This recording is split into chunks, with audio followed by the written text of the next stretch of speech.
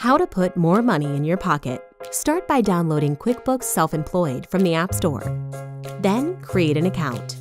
Do you use your car for work? Turn on automatic mileage tracking to log all of your trips using your phone's GPS. Then you can categorize your trips with a swipe. Left for business, right for personal. Now that you're tracking your miles, go ahead and add your bank account for easy expense tracking.